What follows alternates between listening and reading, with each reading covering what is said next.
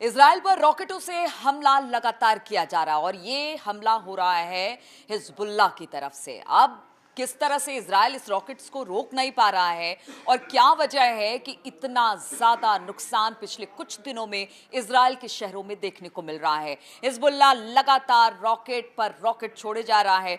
बताया जा रहा है कि अब तो जो मिसाइल सिस्टम है इजराइल का वो भी इन रॉकेट्स को नहीं पकड़ पा रहे हैं। आखिर इसके पीछे की वजह क्या है, और इसी पर बातचीत करने के लिए मेरे साथ मेरे सहयोगी मयंक जुड़ गए हैं। मयंक, इजराइल पर लगातार हमले हो रहे हैं और हिजबुल्लाह कहीं से कोई कोर कसर नहीं छोड़ रहा है।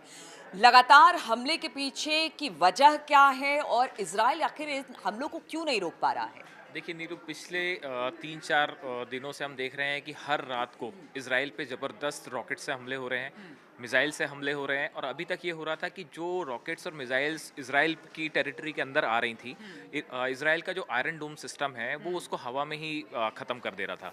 लेकिन पिछले 3-4 दिनों से हम देख रहे हैं कि नॉर्थ इजराइल जो है, उत्तरी इलाका जो इजराइल का है, यहाँ के रेसिडेंशियल इलाकों पे रॉकेट्स गिर रहे हैं। यहाँ के जो सरकारी इमारतें हैं उनको टारगेट किया जा रहा है, जो मिलिट्री बेस है वो निशाने पे हैं, और कई सारे रॉकेट्स को ये आयरन डोम सिस्टम नहीं रोक पा रहा है। और इसके चलते आप अगर रात की तस्वीरें देखें इजराइल की, तो पूरा आसमान जो है वो ऐसा लगता है कि जैसे कोई आतिशबाजी हो रही है। और सबसे बड़ी बात ये है कि हिजबुल्लाह जो है वो एक साथ अटैक कर रहा है। ये हमने पहले भी इस पे चर्चा की थी कि आयरन डोम सिस्टम आखिर फेल कहाँ हो रहा है। तो इसकी एक बड़ी वजह है कि जैसे अभी पिछली रात को हमने देखा कि एक साथ 300 रॉकेट्स चंद सेकंड्स के अंदर 300 रॉकेट्स इजराइल पे फायर कर दिए गए, जिसकी वजह से आयरन डोम सिस्टम एक साथ अगर बहुत सारे आप पे रॉकेट्स या मिसाइल आ जाएं तो उसको ठीक से उसको कैप्चर नहीं कर पाता है। तो इसकी वजह से हम देख रहे हैं कि इजराइल में ये पहला मौका है काफ़ी समय बाद जब हिजबुल्लाह के रॉकेट्स जो हैं वो इजराइल की टेरिटरी में गिर रहे हैं, वहाँ के और फट रहे हैं बिल्कुल, और वहाँ के लोग काफ़ी डरे हुए हैं।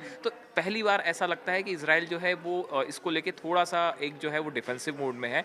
और नीलू, एक बहुत ही गौर करने वाली जो बात है वो ये कि अभी तक ये हो रहा था कि इजराइल जो है वो अपने दुश्मनों के जो हथियारों की इंस्टॉलेशंस हैं, जहाँ पे उनके हथियार रखे जाते थे, उसको निशाना बना दे रहा था। लेकिन अब एक नई बात निकल के सामने आई है कि तो हिजबुल्लाह के पास जो रॉकेट्स हैं, जो मिसाइल हैं, जो हथियार हैं, इसको हिजबुल्लाह ने लेबनान से सीरिया के एलेप्पो शहर में ट्रांसफ़र कर दिया है। अब ये पूरी कहानी समझनी पड़ेगी कि आखिर हिजबुल्लाह ने ऐसा क्यों किया। हिजबुल्लाह को पहले से ही पता था कि जैसे ही वो इजराइल पे निशाना बनाता है, उसका जो है इजराइल उसको रिटेलिएट करेगा और उसके हथियारों के ठिकाने पे हमला कर देगा। तो इन्होंने, हिजबुल्लाह ने क्या किया कि अपने जो हथियार थे वो, ऐसा बताया जा रहा है कि सीरिया के एलेप्पो शहर में ट्रांसफ़र कर दिए। और एलेप्पो सीरिया में ट्रांसफ़र करने की वजह यह है कि वहाँ पे वैगनर आर्मी, जो रूस की वैगनर आर्मी है, जो पुतिन की बड़ी खास आर्मी मानी जाती है, वैगनर आर्मी, इसका बड़ा बेस है एलेप्पो शहर। और यहाँ पे हिजबुल्लाह ने अपने हथियार ट्रांसफ़र कर दिए हैं। अब एलेप्पो में चूंकि वैगनर आर्मी का बेस है, तो अमेरिका और इजराइल दोनों सीधा इस एरिया पे कभी अटैक नहीं करते हैं, क्योंकि अगर ऐसा करते हैं तो ये फिर सीधे हाँ बिल्कुल, इजराइल रूस, ये रूस वर्सेस अमेरिका हो जाएगा, या इजराइल वर्सेस रूस युद्ध का रूप हो जाएगा। ये एक बड़ी बात मयंक ने बताई है कि एक तरफ इजराइल और यूएस है, तो दूसरी तरफ रूस और ईरान और बाकी देश जो अरब कंट्री के वो दिखाई दे रहे हैं। ऐसे में कोई बड़ा हमला होता है तो फिर दो फाड़ में बच जाएगी, दो महाशक्तियां इनके साथ जुड़ जाएंगी। लेकिन सबसे बड़ी बात यह है, जिस हमास के नेता को मारा गया वो क्यों चुप है, जरा मयंक वो भी बताइए। क्योंकि हिजबुल्लाह लगातार हमले कर रहा है, लेकिन हमास क्यों शांति की बात? क्योंकि बीच में ये खबर आ रही है कि शायद बीच का रास्ता कुछ शांति वार्ता के जरिए हमास निकालने की कोशिश कर रहा है। तो क्या अब हमास में उतनी ताकत नहीं है, या फिर टाइम को आगे बढ़ाने के लिए सब कुछ हो रहा है? ये कि स्ट्रेटजी का प्लान हो सकता है? बिल्कुल, आप एकदम सही कह रही हैं कि ये जो है इस पूरे एरिया में, मिडिल ईस्ट में कई तरह की वॉर स्ट्रेटजीज जो हैं वो खेली जा रही हैं। और ये जो आप कह रही हैं, ये टाइम बाइंग जो है वो एक टैक्टिक्स लग रही है बिल्कुल, कि जो है किसी भी तरह से जो है थोड़ा सा टाइम ज़्यादा लिया जाए। इजराइल को सब तरफ से घेरा जा रहा है। अब अगर आप देखें नीलू, आपने बिल्कुल ठीक कहा कि ये पूरी जो टेरिटरी है ये एक बड़े वॉर जोन में तब्दील होती जा रही है। कुल जितनी कंट्रीज हैं, तो आप देखिए इजराइल जो है वो एक तरफ से चारों तरफ से घिर भी चुका है, दूसरी तरफ से जो अमेरिका है वो इसकी मदद के लिए सामने आ चुका है। अब आप देखिए कि ये जो पूरा वॉर है, ये कुछ कुछ जो रूस वर्सेस जो है अमेरिका की शक्ल भी ले रहा है। देखिए आप भूमध्य सागर में यूएसएस अब्राहम लिंकन जो वॉरशिप है वो अमेरिका ने भेज दिया, पहुंच दिया है। उसके साथ ही जो है एक यूएसएस जॉर्जिया, ये इनकी न्यूक्लियर सबमरीन है अमेरिका की। अमेरिका ने ऐलान कर दिया है कि अब ये भी भूमध्य सागर सागर में है और इसमें भी जो है मिसाइल्स हैं। तो कुल मिला के ये है कि अमेरिका ने अपने पूरे वॉरशिप्स, सबमरीन्स, मतलब इन मिसाइल्स, देशों के पीछे दो बिल्कुल बड़े देश हैं, यूएस और रूस, जो कि इनके पीछे बैक में खड़े हैं। और अगर उधर से ईरान की तरफ से हमला होता है तो रूस उनके पीछे है, और अगर इजराइल से इधर हमला होता है तो यूएस उनके पीछे खड़ा है। लेकिन एक बड़ी बात है, अभी खबर ये भी आ रही थी मयंक कि जो ईरान है उसका जो पश्चिमी हिस्सा है वहाँ पर युद्ध अभ्यास शुरू हो चुका है ईरान की तरफ से, और ज़बरदस्त तरीके से कि वहाँ के लोग तक डर गए कि ये क्या हो रहा है। हालांकि ईरान की तरफ से कहा गया डरने की जरूरत नहीं है, ये एक तरह से युद्ध शुरू होने से पहले की तैयारी है। यानी कि हर फ्रंट पर कोशिश यही की जा रही है कि अपनी तरफ से पूरी तरह से तैयारी कर ली जाए। बिल्कुल बड़ी मिलिट्री एक्सरसाइज हो रही है ईरान की तरफ से, और बताया जा रहा है कि इसमें हिजबुल्ला के सैनिक जो हैं वो भी शामिल हैं। तो हिजबुल्ला, कह रहे हैं हुती, कि रूस भी ईरान की धरती पर इस वक्त युद्धाभ्यास कर रहा है, और चाहे वो यूक्रेन के लिए वो युद्धाभ्यास कर रहा है या फिर ईरान को सपोर्ट करने के लिए युद्धाभ्यास कर रहा है, ये बड़ी बात है। देखिए रूस जो है इस पूरे मामले में जो है ईरान ने वो, उसे अपनी जमीन दी है। रूस जो है वो पूरे इस मिडिल ईस्ट में अब इन्वॉल्व हो चुका है। जैसे यूएसएस अब्राहम लिंकन भेजा इन्होंने शिप, वैसे इनका जो है वॉरशिप है एडमिरल ग्रोशकोव। तो ये ग्रोशकोव को जो है वो रूस ने भेज दिया है।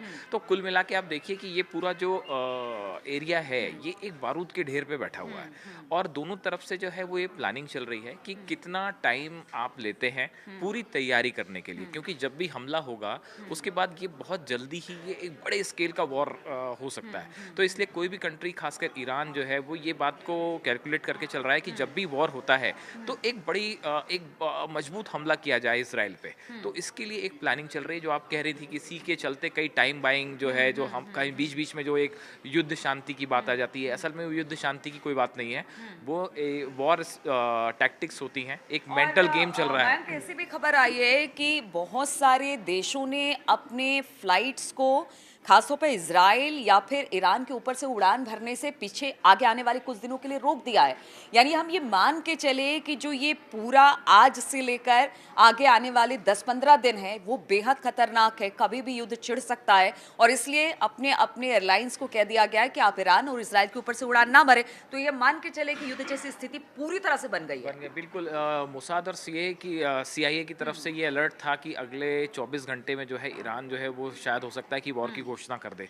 और उसके बाद जिस तरह से हिजबुल्ला की रॉकेट्स और मिसाइल्स इजराइल पे बरस रहे हैं, इसके चलते जो कंट्रीज़ हैं जिनकी फ़्लाइट्स सीधा थी, उनको सबको डर था कि हो सकता है कि उनकी फ़्लाइट्स किसी तरह से जो है किसी निशाने पे ना आ जाए। इसकी वजह से फ़्लाइट्स काफ़ी सारी इजराइल की आसपास की जो कंट्रीज़ हैं उन्होंने कैंसिल कर दी।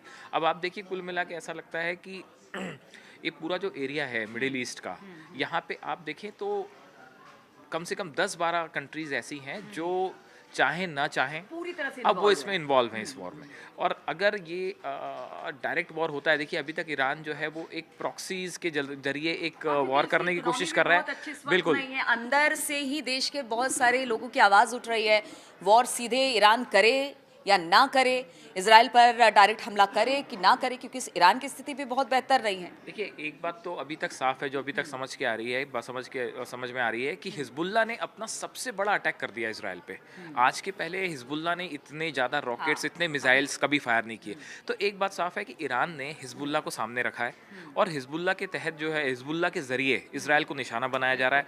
वहीं गाज़ा में जो है वो इजराइल चूँकि बहुत ज़्यादा तबाही मचा रहा है, तो हमास जो है वो फिलहाल गाज़ा के फ्रंट पे, हाँ वो गाज़ा के फ्रंट पे ही जो है एक्टिव है। तो अभी पहला हमला जो है वो हिजबुल्ला की तरफ से है। ऐसा बताया जा रहा है कि इसके बाद हुती जो है उनकी तरफ से भी हमला हो सकता है, और उसके बाद फिर आखिरी में हो सकता है कि ईरान जो है वो सीधा इजराइल पे अटैक करे। तो अब कुल मिला के ये एक टाइम बॉम्ब जो है वो जो टिक टिक कर रहा है वैसी सिचुएशन है, और कभी भी ये एक बहुत बड़ा युद्ध जो है छिड़ सकता है। तो आप समझ रहे हैं मिडिल ईस्ट के हालात पर लगातार हम चर्चा कर रहे हैं, और यही आपको बताने की कोशिश कर रहे हैं कि किस तरह से वहाँ पर स्थिति बनी हुई है। यूएस है, रसा है, वो पूरी तरह से इन तमाम जो अरब कंट्री के जो देश हैं, खासतौर पर इजराइल और ईरान के पीछे है, वो एक बड़ा संकेत दे रही है। अब ये संकेत किस तरह से युद्ध में बदलते हैं, या फिर सभी देश ये चाहते हैं कि यहाँ पर शांति हो जाए, स्थिति नियंत्रण में हो जाए, तो इस खबर पर लगातार हमारी नज़र बनी हुई है। आप बने रहिए हमारे साथ।